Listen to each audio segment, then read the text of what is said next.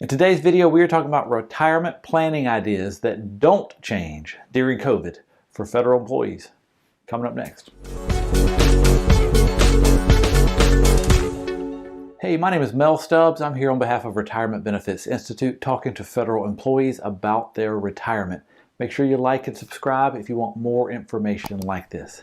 The recording of this video is during COVID times, and there are a lot of things that have changed during COVID times. The way you do your work has probably changed. The way you communicate with people, even the way you go to church has changed. But there are a few things that not only have they not changed, but now they're even more important than ever. That's what today's video is about. The first thing we want to look at is knowing your monthly income. This still doesn't change. Now, as a federal employee, you're going to have a pension. If you're a FERS employee, you may have this special retirement supplement. Well, that's going to stop at 62. Do you know that? You can turn on Social Security. Do you know what the amounts will be? If you're a CSRS employee, when you retire, you're eligible for Social Security as well, but it might be WEP'd or GPO'd. Do you know what that means? Do you know what those numbers will look like? You don't want to go into retirement guessing on what your numbers are. If you're married, your spouse is going to get some Social Security as well, so you need to know all of these numbers. Now more than ever, you want to get as exact as you can on these numbers. Reach out to Retirement Benefits Institute and they can prepare a report for you that will show you all of these numbers. It will show you your Social Security amounts. It will show you cost of living. So your pension at 62 and on will get higher if you're a FERS employee, and immediately if you're CSRS, cost of livings kick in immediately. Social Security will also have cost of livings. You kind of want to know what these look like for the future. With the decisions that you need to make, you need to have the most accurate information that you can. Reach out to Retirement Benefits Institute to get help with this. During this time of COVID, you need this more than ever. Now, the second thing that doesn't change during COVID is being tax efficient. Most people that we talk to, they have all their money saved in traditional TSP, traditional IRAs. For most people, you're going to want to have some Roth. It just gives you more choices. In retirement, as you need to pull money out, there will be times where it makes sense to pull the money from traditional places. But it'll also make sense sometimes to pull it from Roth places. You're going to want to have that choice available to you. The only way to have that choice is to start doing some Roth now. There are a few ways you can get started with Roth. You can start contributing to Roth TSP.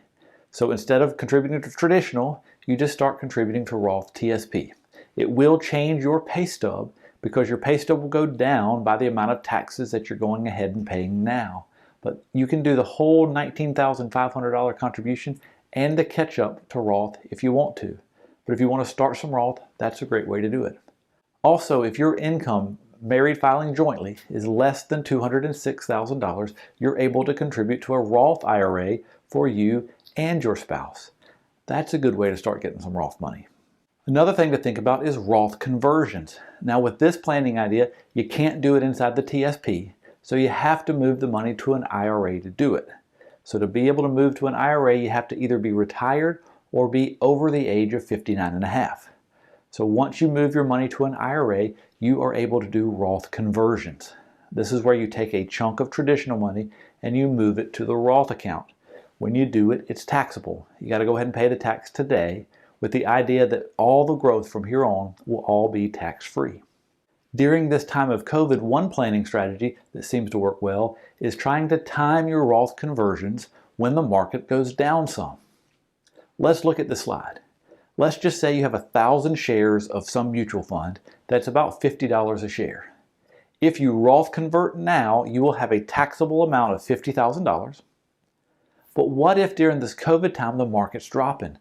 Back in March when the market dropped a lot, let's just say the $50,000 worth of 1,000 shares has now dropped to $30,000. The price per share has dropped from $50 to $30. If you Roth convert now, you're only paying taxes on the $30,000. Now let's just assume that the stock market rebounds. During the COVID time when it dropped a lot, several months later it rebounded right back. If you had Roth converted the $30,000, not only is that a smaller taxable amount, but when it rebounds back to the $50 a share, all that growth is tax-free. So nobody can time the market exactly. But you might, in your planning, decide sometime this year, I want to Roth convert 1,000 shares. And then during the year, kind of be on the lookout for when the stock market pulls back some.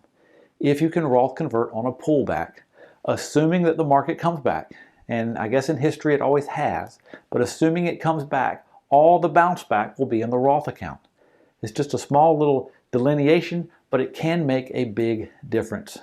Another way to be tax efficient is look at the smart money list. You can see here there's 4 different types of money. The first one is the free money, and that's getting the match from your TSP, so definitely you want to get that. But then the money that you're storing away for later, there's 3 places you can store it. It can be taxable money, which means as it grows you have to pay capital gains tax. It can be tax deferred money, which means as it grows, one day you're going to pay taxes on the entire amount. The last way is the tax-free, the Roth. Go ahead and pay the tax, then you put it in there. And now all future growth, all future distributions are tax-free as long as you obey the rules. Those rules are you got to wait 5 years or be 59.5 years old. Most people don't have a problem with that. If you do run up to a problem, do keep in mind you can get your money back. So if you Roth convert 50,000, it grows to 60,000. Even if it hasn't been 5 years, even if you're not 59.5, you can get at your 50,000. You just can't touch the growth until you meet those thresholds. It's usually not a problem. So where you store your money makes a difference. You need to know these differences and then make the right choice for you. The third thing that doesn't change during COVID is protection from volatile markets. As we saw back in February and March when the market dropped. And here's an article that shows the market fell 30% faster than any other time in history. It took 22 days to lose 30%. That's kind of crazy. During these volatile times, there are some things you can do to help offset that. Inside the TSP, the main option you have to offset risk is to go to the G fund. Some people will go to the L income fund, which is about 75% G fund. So really it boils down to the G fund is the most conservative place you can go during volatile times. Of course, the problem with this is that you're going to miss out on growth when the stock market performs well. So part of the diversification that you may want in your investments is to move the TSP out into an IRA because you have a bigger array of choices. In the TSP, the G fund is kind of the only conservative option you have. On the outside, in IRAs, there are other options where you can get conservative growth, but that can take part in some of the stock market move. That way there is potential upside where the G fund doesn't give you that. There's nothing more frustrating than if you look at the 2019 TSP returns. The C fund performed about positive 31%. The G fund was about 2%. So it didn't matter how great the stock market did, the G fund just doesn't partake in it. There are some choices out there in IRA world where you can be conservative, where you can't lose, but if the stock market does great, there is some potential benefit for you. There's also on the outside some investment choices out there that kind of limit how much you lose, where you can be in the stock market, but there are some limits.